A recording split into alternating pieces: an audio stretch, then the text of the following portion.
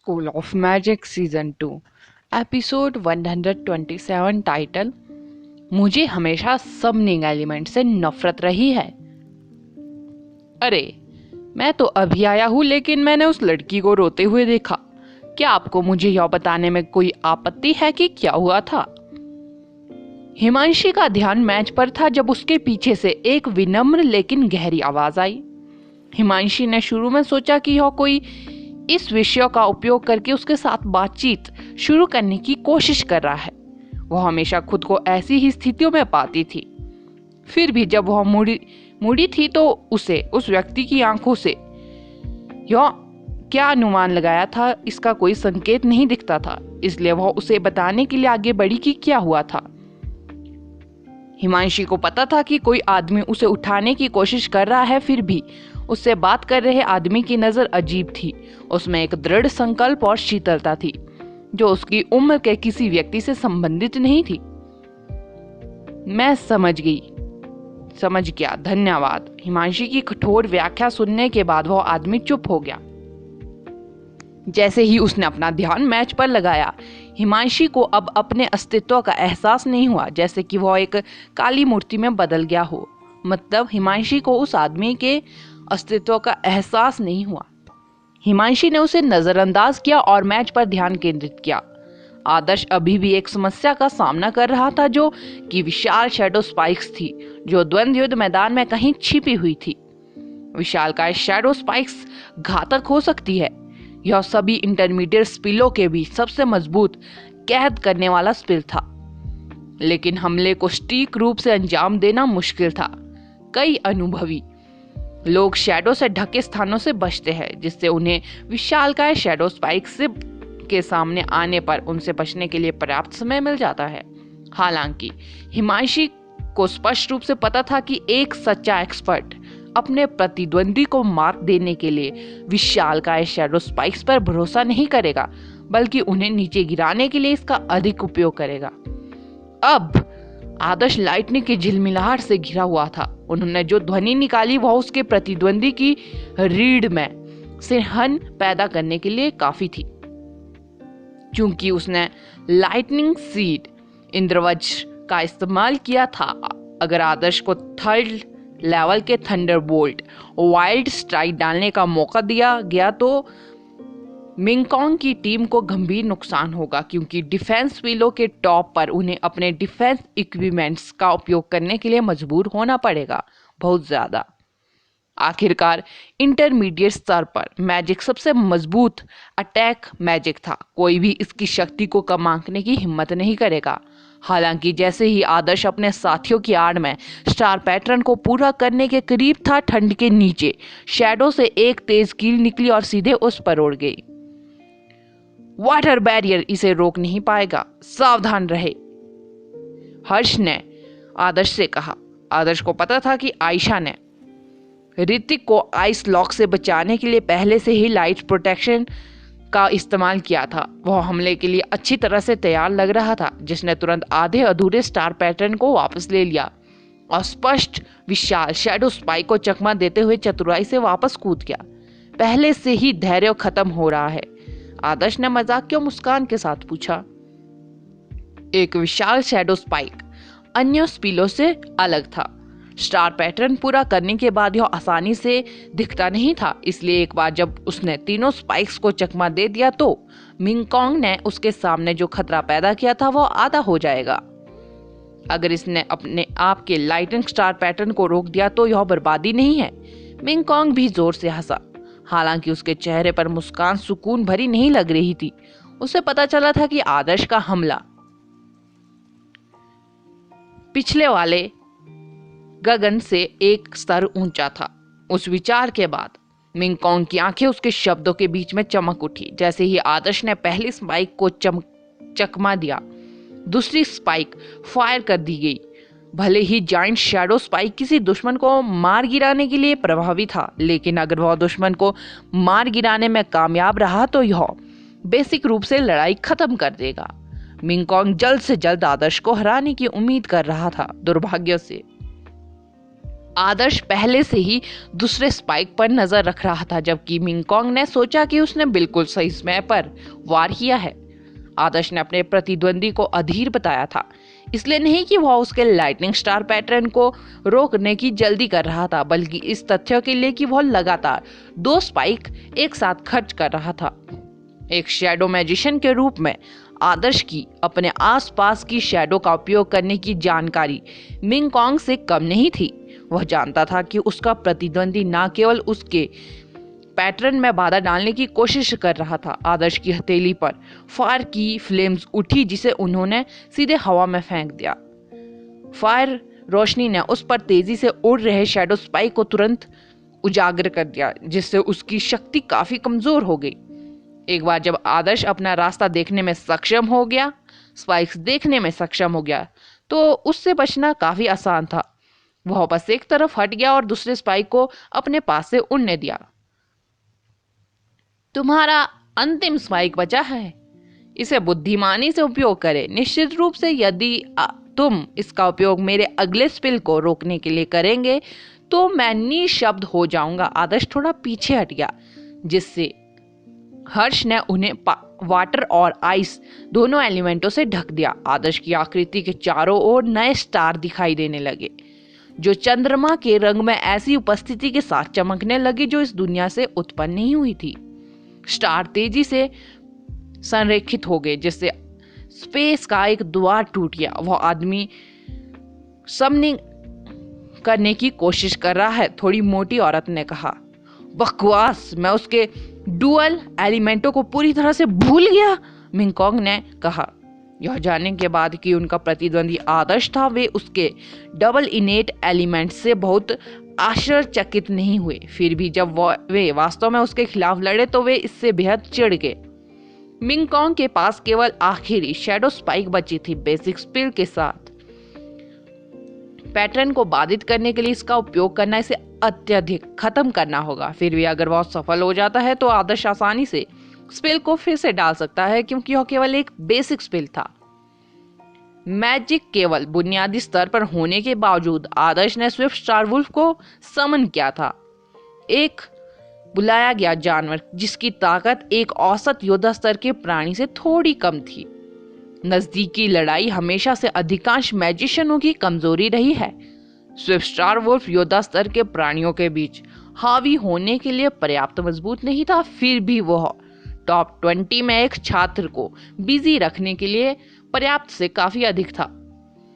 मेरे Swift star wolf को भी अपनी गति पर गर्व है, आप उसके साथ कुछ मजा कर सकते हैं, आदर्श ने टीम के बीच से कहा। उसने मुस्कुराते हुए स्विफ्ट स्टार वुल्फ के बालों को सहलाया। स्विफ्ट स्टार वुल्फ बहुत खुश लग रहा था जब उसे फ्लेम बेले से लड़ने के लिए नहीं बुलाया गया। तब तक वह हमेशा की तरह क्रूर स्वभाव वाला ही था।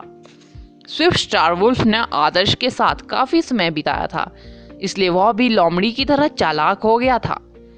वह जानता था कि उसका मालिक मजबूत विरोधियों के खिलाफ लड़ रहा है और प्रत्येक के पास अपने दम पर एक योद्धा स्तर के प्राणी का सामना करने की क्षमता थी। इसलिए उसने अधीरता से कोई कदम नहीं उठाया।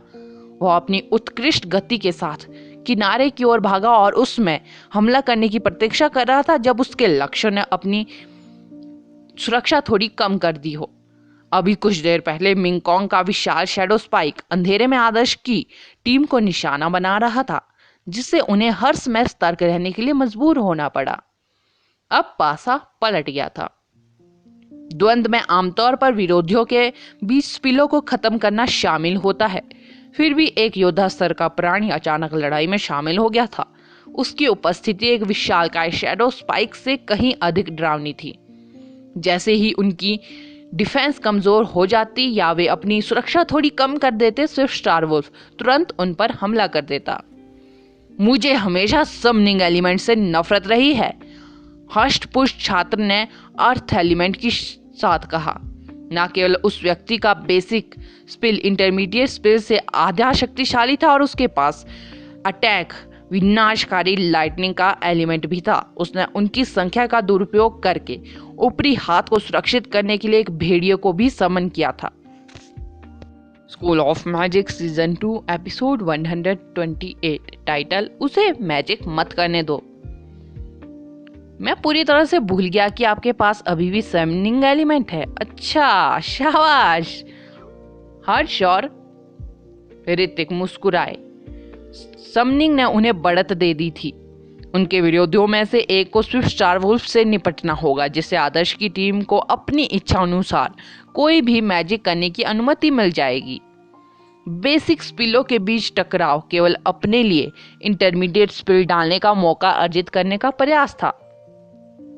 जैसे ही स्विफ्ट स्टारवुल्फ को समन किया गया, उन्होंने तुरंत अपने स्टार पैटर्न बनाए।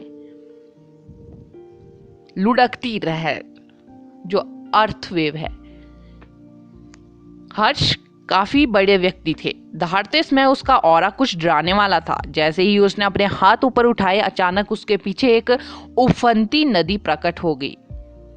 पानी दोनों ओर से आया और उसके सामने एक उफनते ज्वार में विलीन हो गया। जैसे ही लहर का वेग आगे बढ़ा, पानी चारों ओर फैल गया। रोलिंग वेव पानी के सांप की तरह द्वंद्वयुद्ध के मैदान में बह गई और ठीक उसी जगह पर दुर्घटनाग्रस्त हो गई जहां मिंग कॉन्ग और उनकी टीम खड़ी थी। Rock barrier. हष्टपुष्ट छात्र ने काफी त्वरित प्रतिक्रिया व्यक्त की ओपोनेंट पे। वह तुरंत टीम के सामने खड़ा हो गया और लहर को रोकने के लिए एक छोटी पहाड़ी की तरह पत्थर की एक परत बुलाई। रॉक बैरियर से टकराई और 10 मीटर ऊपर आकाश में वाटर वेव उड़ गई। क्या तुम्हारे पास बस इतना ही है? रॉक बैरियर के पीछे खड़े हष्टपुष्ट छात्र ने अपने हाथ ऊपर उठाए थे। भेड़िए से सावधान, छात्र लाल होठों से चिल्लाया। हष्टपुष्ट व्यक्ति अपनी तरफ मुड़ा और देखा कि स्विफ्ट स्टारवुल्फ हवा से पानी बरसते हुए उसकी दिशा में आ रहा है। उसके मुंह के दांत अचानक कम से कम 10 गुना बढ़ गए। भेड़िए ने भयंकर रूप से उसे काटा, जिससे रॉक बैरियर टुकड़े टुकड़े हो गया। हष्टपुष्ट छात्र का चेहरा पीला पड़ गया। वह घबरा गया और उसने अपनी सुरक्षा के लिए अपने मैजिक इक्विपमेंट को बुला दिया। कवच उपकरण का उपयोग करने का मतलब था कि उसने अपना तुरुप का पत्ता प्रकट कर दिया था। स्विफ्ट स्टारवुल्फ काफी स्मार्ट था। जैसे ही उसने अपने लक्ष्य को कवच उपकरण बुलाते देखा, उसने उस पर दबाव डालना बंद कर दिया और अस्थायी रूप से पीछे हट गया। कुछ बर्फ की जंजीरें आगे आई और स्विफ्ट स्टारवुल्फ को लगभग पकड़ ही लिया। सौभाग्य से स्विफ्ट स्टारवुल्फ अन्य मैजिशियनों से बचने के लिए निर्णायक रूप से भाग गया था।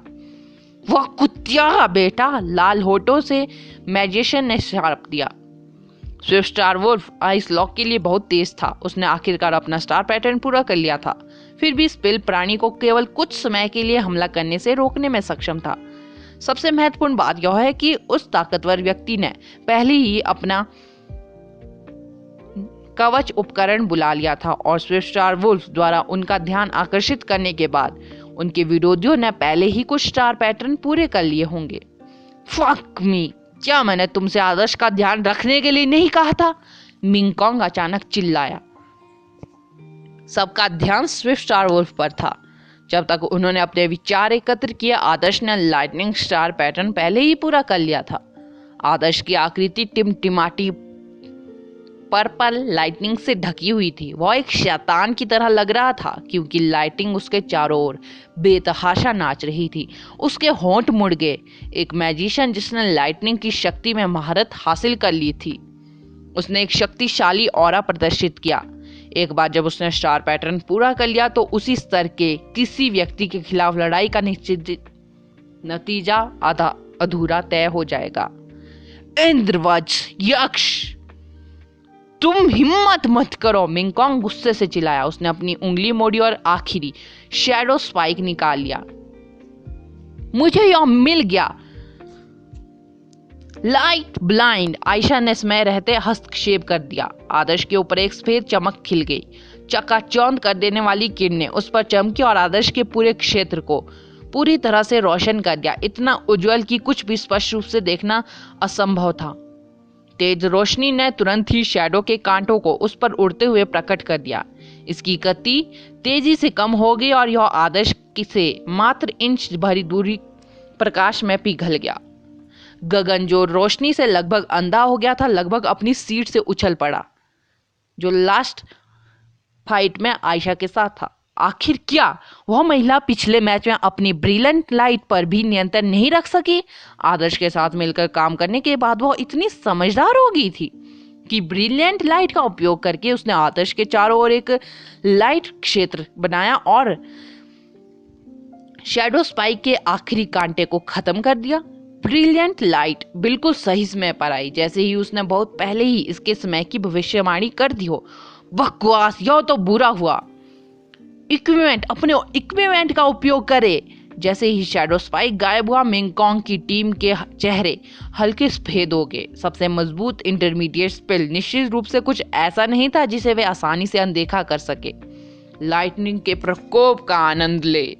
आदर्श अभी भी खड़ा था क्योंकि उसने द्वंद्व मैदान के ऊपर दिखाई देने वाले तूफानी बादल को नियंत्रित करने पर ध्यान केंद्रित किया था। उसने आकाश की ओर अपनी उंगली उठाई, उसकी आंखें चमक उठी और मिंगकॉन्ग की टीम के बीच में लाइटनिंग गिरी। विस्फोट से तुरंत मंच टूट गया और टुकड़े हवा में बिखर गए। दोबारा, आदर्श ने कहा। मिंगकॉन्ग के सिर पर द्वंद्व मैदान पर एक और पर्पल ब्लैक लाइटनिंग गिरने का आह्वान किया। मिंगकॉन्ग अपने प्रभावशाली चपलता से इससे बचने की उम्मीद कर रहा था, लेकिन जैसे ही दो अन्य लाइटनिंग गिरी, उसके पास बचने के लिए कोई जगह नहीं बची। आखिरकार उसने अपने मैजिक इक्विपमेंट को एक्टिवेट कर दिया।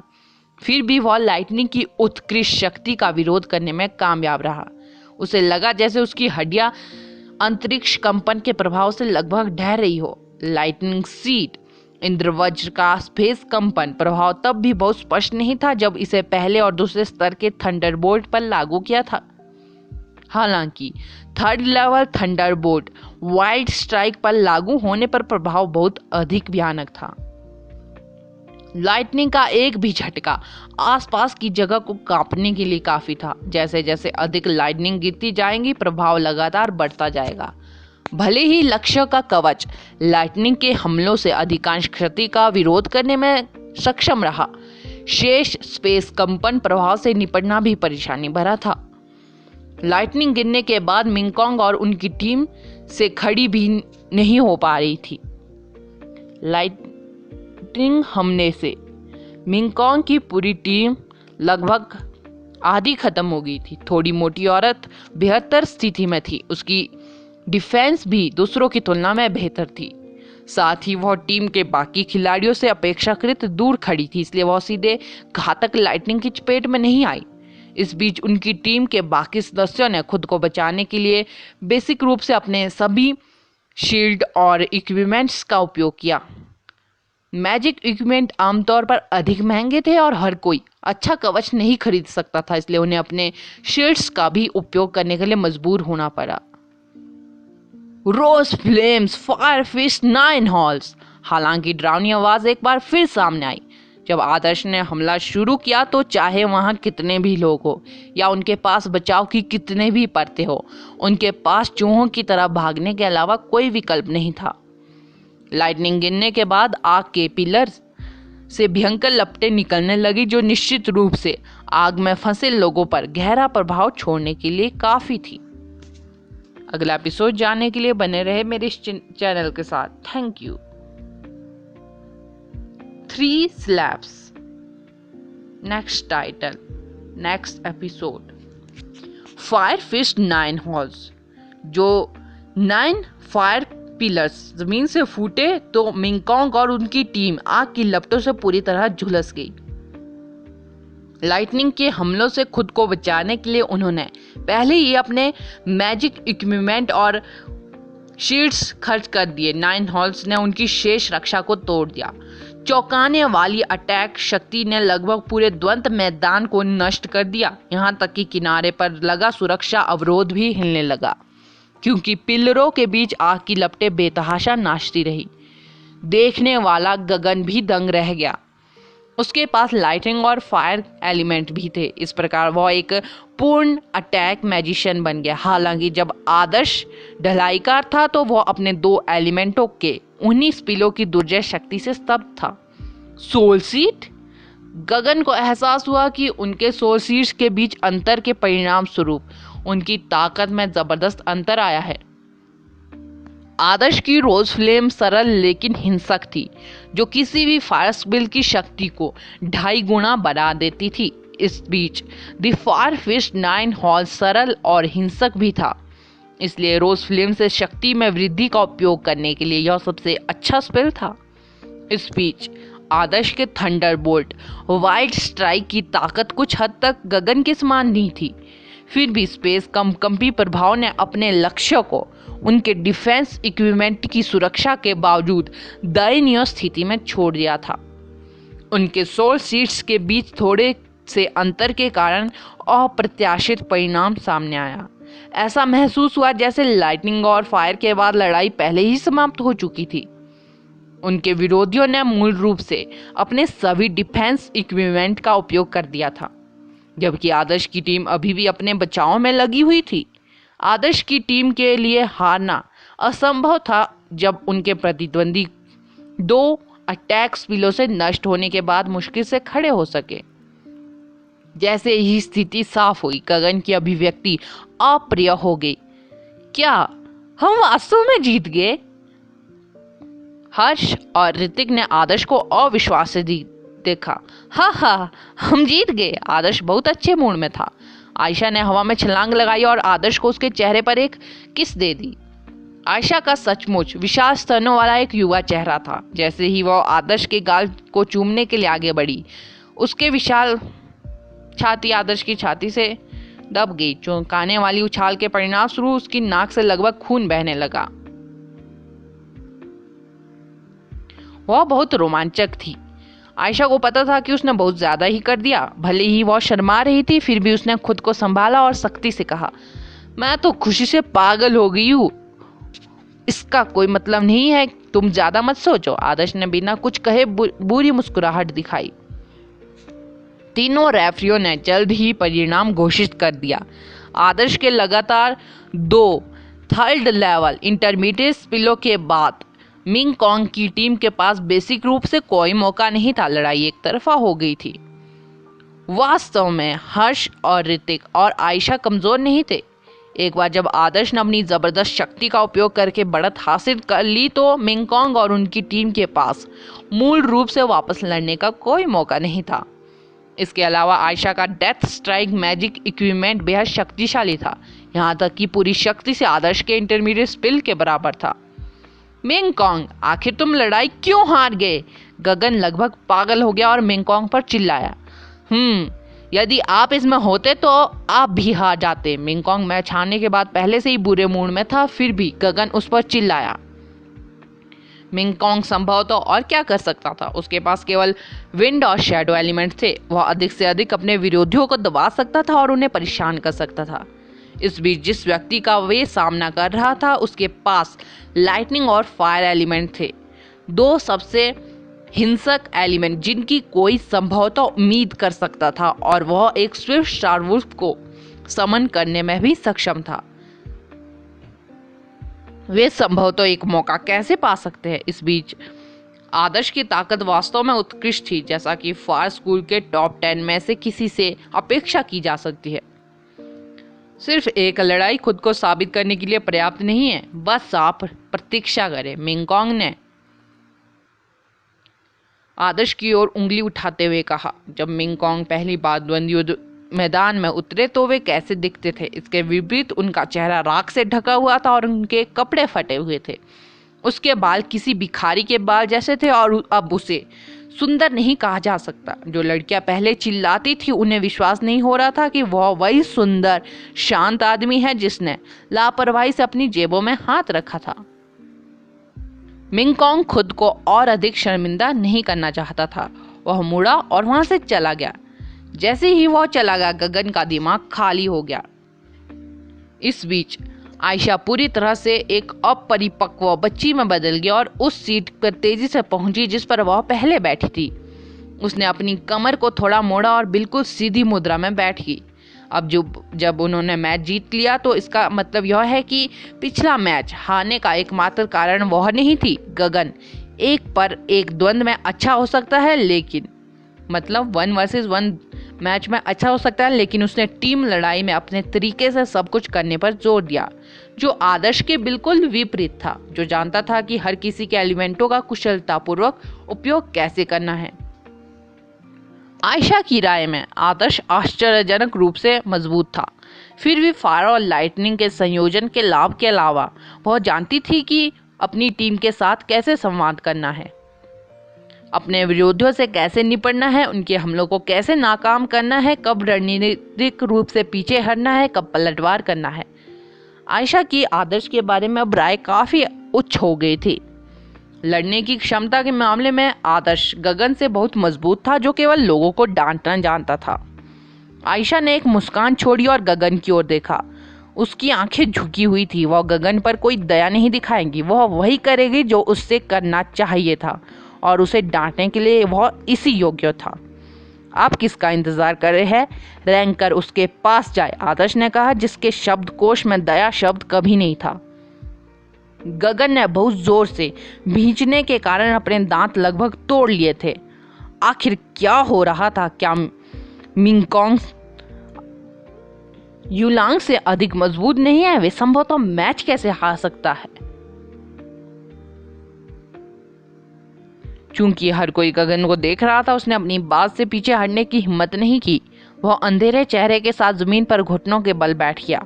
वह रेंगते हुए आगे बढ़ा और तुरंत महसूस किया कि एक बड़ी अपमान लहर की तरह उस पर आ गिरी है। उसे अपने पैरों पर खड़ा होने और आदर्श को मौत के घाट उतारने की तीव्र इच्छा हुई। अंत में गगन ने आगे रेंगना जारी रखने का फैसला किया। उसकी आंखें नफरत से भरी थी। दूरी ज्यादा नहीं थी, फिर भी येलो स्प्रिंग्स की ओर रेंगने की तुलना में रेंगना अधिक कठिन था।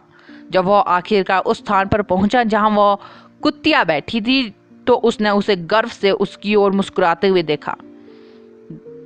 आयशा के पास गगन पर नरम होने का कोई कारण नहीं था और उसने उसके चेहरे पर एक जोरदार तमाचा जड़ दिया। गगन को अपना चेहरा जलता हुआ महसूस हुआ। उसने कभी नहीं सोचा था कि दिन खत्म होने से पहले ही डांटने पर लड़की उसे थप्पड़ मार देगी। यह थप्पड़ तुम्हें लोगों को पर दोबारा भौंकने से रोकने के लिए है। मैं अभी भी एक अछूत हूँ। आयशा ने पूरी तरह से अपनी दुष्टता दिखाते हुए उसे अपने हाथ के पिछले हिस्से से एक और तमाचा मारा। यह देखकर भीड़ ने अवचेतन रूप से गहरी सांस ली। आपको किसी भी कभी भी महिला को क्रोधित नहीं करना चाहिए। 2 थप्पड़ों के बाद उस आदमी का खूबसूरत चेहरा पहले से ही सूज गया था। घमंडी गगन को अपने पूरे जीवन में ऐसा अपमान कभी सहना नहीं पड़ा था। जहां तक इस अंतिम थप्पड़ की बात है, आयशा ने अपना हाथ उठाया और उस आदमी को मौत के घाट उतारने के लिए अपनी पूरी ताकत लगाने वाली थी। हालांकि जैसे ही उसका हाथ उच्चतम बिंदु पर पहुंचा, एक काले हाथ ने अचानक उसकी कलाई को चिमटे की तरह पकड़ लिया और उसे मारने की अनुमति नहीं दी। गगन ने पहले ही अपनी आंखें बंद कर ली थी। वह पहले से ही भविष्य में खुद का बदला लेने का तरीका सोच रहा था। हालांकि उसका दिल दुखी अचानक खुशी से भर उठ गया। अगला एपिसोड जानने के लिए बने रहे मेरे इस चैनल के साथ। Thank you. वह कौन था जिसने आयशा का हाथ रोका? गगन उसको देख के खुश क्यों हुआ? यह हम अगले एपिसोड में जानेंगे।